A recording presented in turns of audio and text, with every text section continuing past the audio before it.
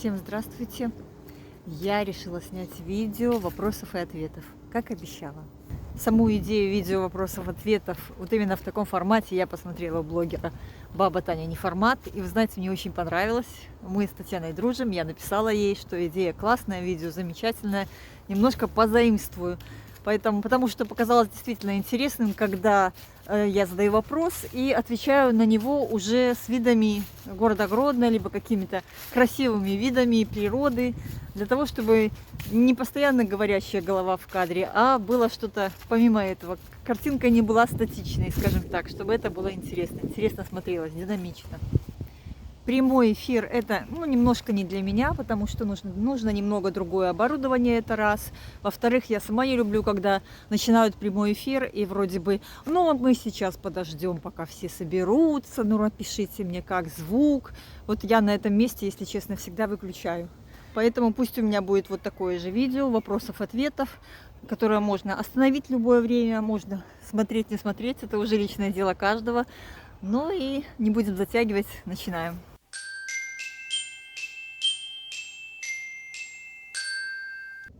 Вопрос, почему вы решили заняться блогерством и связана ли ваша работа с блогом, ведением блога? Ну что ж, отвечаю. Нет, с ведением блога моя профессия никак не связана. По первому образованию я экономист, Гомельский кооперативный институт, на тот момент так назывался, сейчас, по-моему, академия какая-то. А второе образование бухгалтер БНТУ. А то, что я транслирую в блоге, это то, что мне нравится на самом деле. Поэтому, если бы сейчас предстояло выбирать, кем бы я хотела стать, какое образование получить, то я думаю, ответ был бы очевиден, и все бы было немножко по-другому. Помню, что лет с 14-15 я пробовала писать для газеты, тогда, по-моему, был «Молодежный вестник» или как-то так назывался. То есть мне всегда нравилась вот эта журналистика, освещение каких-то событий. К слову сказать, вот одноклассники не дадут соврать, что в школе моя должность была по жизни всегда политинформатор, потому что мне нравилось встать, а вот сейчас я вам расскажу все, что я прочитала. И вот, наверное, вот это накладывало какой-то отпечаток. Это то, что я снимаю, то, что я показываю, это то, что мне действительно нравится. Еще вопрос, где и кем я сейчас работаю? Ну что ж, отвечаю. Сейчас я не работаю в найме. Так получилось в жизни. У меня заболела мама. Она получила первую группу инвалидности, и мне пришлось взять жить ее к себе, для того, чтобы это было более удобно и ей, и мне. То есть она сейчас с нами, и я за ней смотрю. Параллельно у меня есть какие-то проекты, которые я веду. Параллельно там занимаюсь еще что-то, какие-то есть активные доходы, пассивные доходы. Но в найме я сейчас не работаю. Вопрос номер 2. Не было ли когда-нибудь страшно во время съемок? Интересный вопрос. Интересный вопрос, потому что было. Я очень боюсь двух вещей – высоты и темноты. И однажды, я помню, я снимала часы на Фарном костёле, и вот я иду наверх, а там такие ступеньки, надо сказать, что перил нет. То есть ты идешь по узкой лесенке, и внизу, в принципе, там довольно-таки опасно. Туда можно упасть. А плюс я еще боюсь высоты. И я иду, и я понимаю, что я просто в ужасе. Но сказать об этом, что подождите, я не пойду, когда человек меня ведет, когда я договорилась о съемках, я не могу. Поэтому я, смотря в камеру, для того, чтобы, когда ты смотришь в камеру, немножко все по-другому смотрится вокруг, я смотрю на картинку, это все снимаю и мужественно иду вверх. Вот это первый раз, когда было страшно. А второй раз было страшно, когда я снимала Форд номер 4. Я тоже зашла внутрь, и так получилось, что я зашла первой, потом зашел муж, и я понимаю, что я в темноте осталась совершенно одна. И у меня был такой дикий ужас, панический страх, у меня началось бешеное сердцебиение. Я думаю, какой кошмар. Вот на что только не пойдешь ради вот этого блога. Хотела бы ли я поменять профессию? Ну, что-то мне подсказывает, что я ее уже поменяла. Я занимаюсь сейчас любимым делом. Я занимаюсь тем, что мне действительно нравится. Я вообще из тех людей, которые считают, что все в ваших руках. То есть можно поменять все, что угодно в жизни. И в моей жизни все зависит только от меня. Дальше. Самый нелепый вопрос либо случай во время ведения блога. Да, такой был. Сейчас расскажу. Ситуация была просто, анекдотическая, по-другому не назовешь. Ну, впрочем, как и большинство ситуаций, случающихся со мной. В Инстаграме мне написал подписчик, что он смотрит мое видео и вот решил приехать в Гродно. Но он решил сюда переехать. И так как он никого не знает, он просит меня встретить его с семьей на вокзале. Ну, хотя бы не для того, чтобы подержать за руку, а для того, чтобы ему не было так одиноко. Ну, что сказать. Так как он спросил, могу ли я его встретить, то любая просьба подразумевает не только согласие, но и отказ. Я написала нет. Потому что больше я не знала, что еще написать.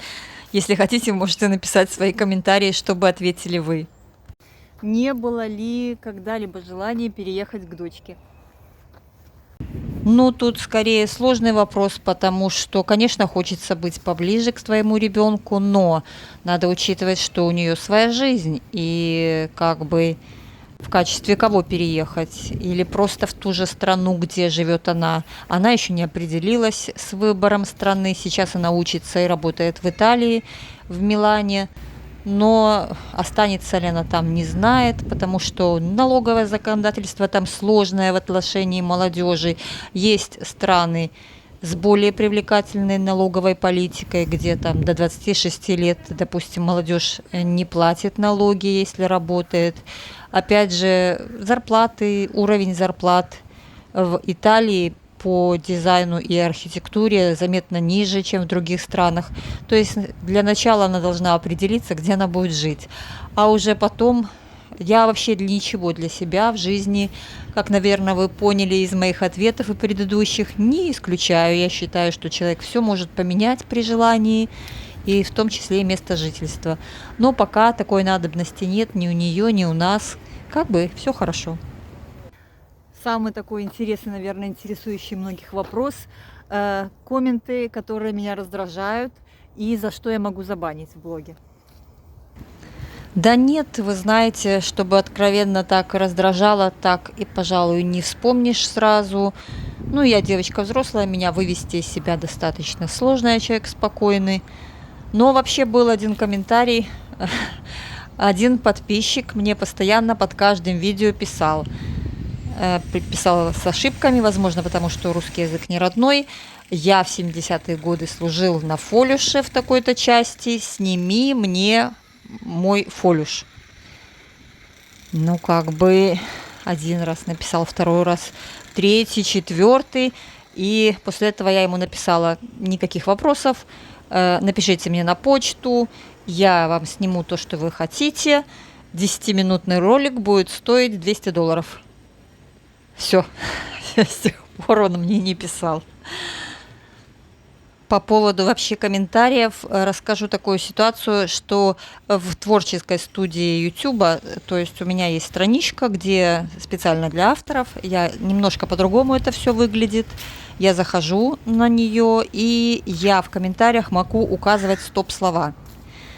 Сначала я не указывала, и у меня были комментарии негативные, плохие, а потом я уже указала все матные слова, оскорбительные слова, там различные на политическую тему слова. То есть у меня есть стоп-слова, которые, если вы напишете, то ваш комментарий YouTube не пропустит на мой канал.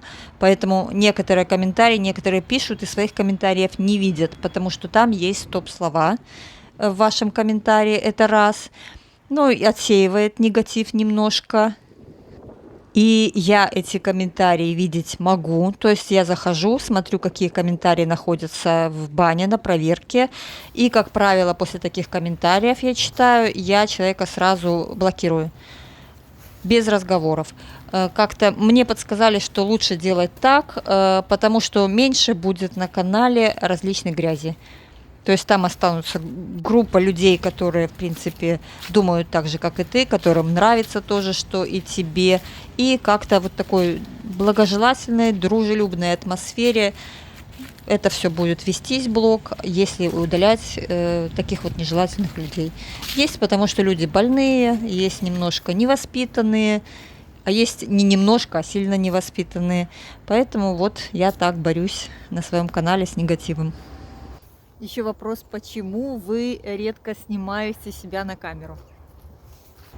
Ну, во-первых, потому что я снимаю часто свои видео, я езжу на велосипеде, и на голове кепка, то есть вид такой еще тот, в спортивном костюме.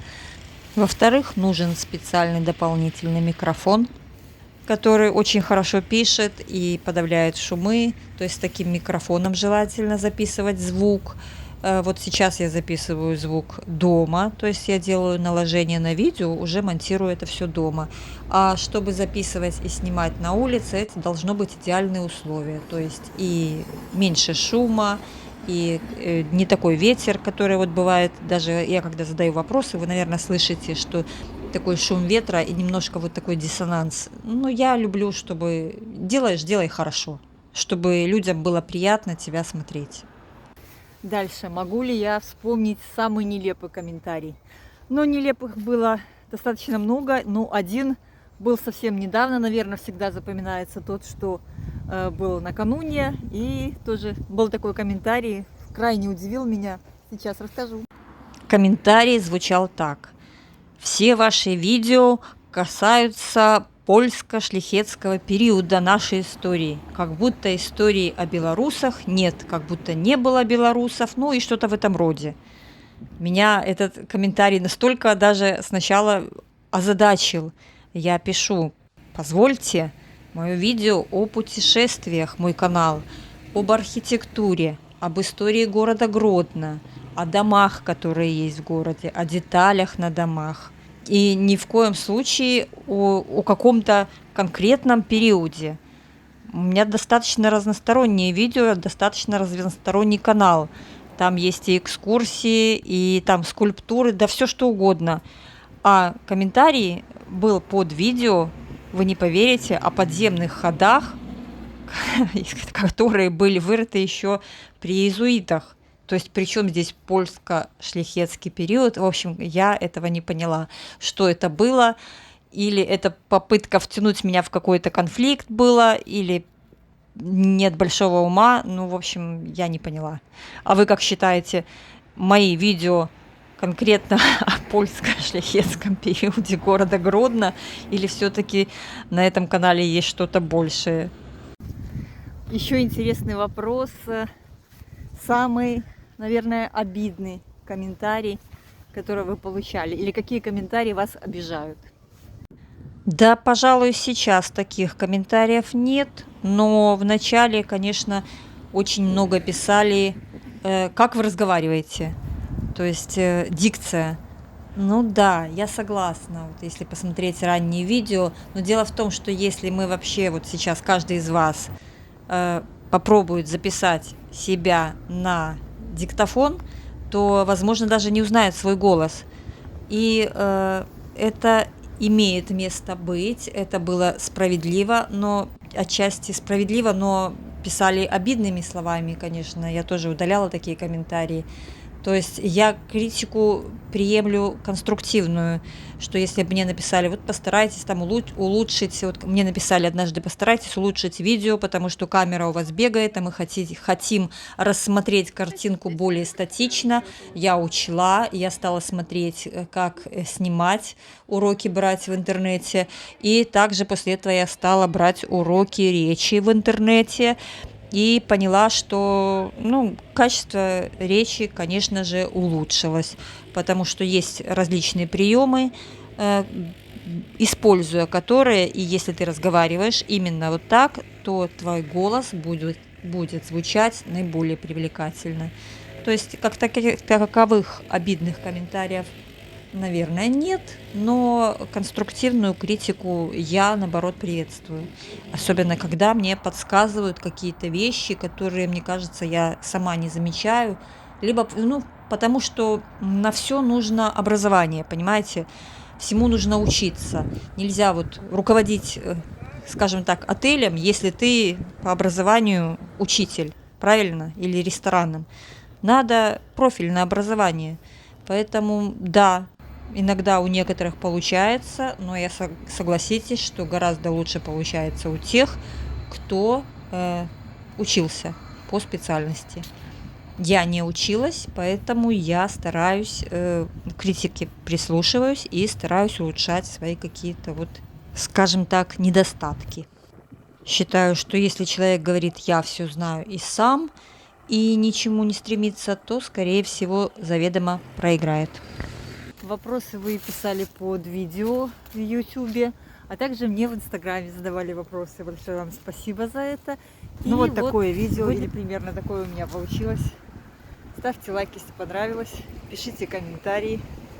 А я, как всегда, всех обнимаю. Всем пока.